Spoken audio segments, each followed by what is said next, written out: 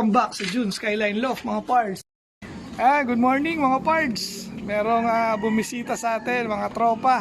Ito mga nagpasuksok ng MacArthur lines natin. Pakilala natin itong mga pards. Baligtarin ko lang yung camera para mas malinaw. May Kawayan Bulacan, Raito Milok. Supportahan nyo lang po yung vlog ni Pards. Skyline Loft, tsaka pag may time kayo, magpasuksok na rin kayo. Ayun, meron pang endorsement. Subok na talaga to. Thank you pards. Yung kasama mo? Ricky Manalo, yung may Kawayan Bulacan. Kalbaro Dabar Gods. Ayun, shoutout niya. Warpa, shoutout. Bali, small background lang to sa mga bago nating tropa. Alam ko, paano nyo nga ba nalaman yung lugar ko, saka bakit nyo ako nakilala? Sa akin, nakita ko lang sa YouTube kay Alan Barcon. Nung nagpwesto ka sa MacArthur, tapos may nag-acquire ng ibon sa'yo na tropa niya. Doon ko nakita yung vlog ni Pards. Ay, grabe, ano talaga social media, no? Ng MacArthur sa 13. So doon pala nagsimula, yan.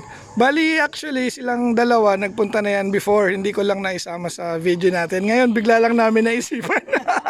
So, biglaang vlog itong ginawa namin. So, today nga, pakita ko sa inyo yung pinili nila. Tara, pasok tayo ulit. Pasoksok na kayo. Ayan, ito nga pala yung pinili nila, mga pards. Bali, meron kasi tayo rito breeding ngayon, dahil breeding season ngayon ng South. So, napili nila itong magiging anak ni Layla Mac, yung nag-third natin, ng MacArthur.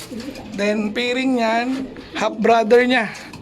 Ito naman si 781. Ang record naman neto sa loft natin, super set winner siya sa NHPC ng South. Then, sinali ko rin to ng invitation ng Katiklan. So, clacker din siya ng Katiklan. So, yan yung first pairing na napili nila. Tapos punta tayo dito sa kabila. Dito naman yung isa nilang napili. Malakasan to, Pards.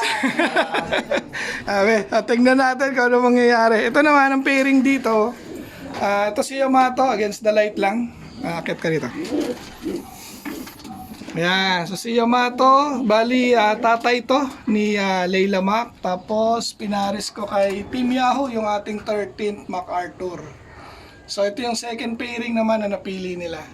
Bali ililipad nila ng guwarpa and naka-double.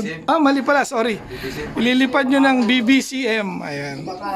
Tapos naka-double ng MacArthur. Grabe. So hoping tong ating mga tropa na umabot nga.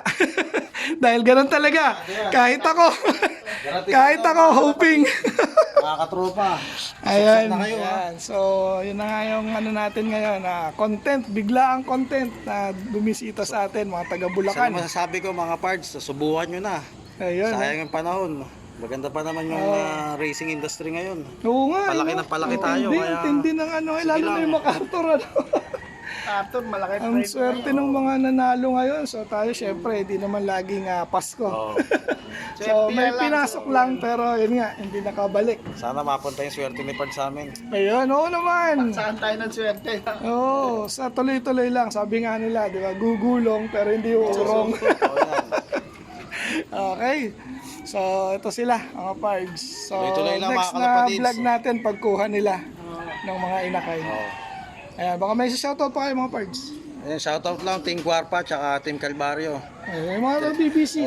BBCM, shoutout din. Shoutout sa mga tropa dyan. Tuloy-tuloy lang kahit gulong. Laban lang. Yo pards, meron pa pahabol. Ayun. So ayan, so bigla ang vlog namin dito sa ating loft. May mga bumisita. Salamat sa inyo mga pards!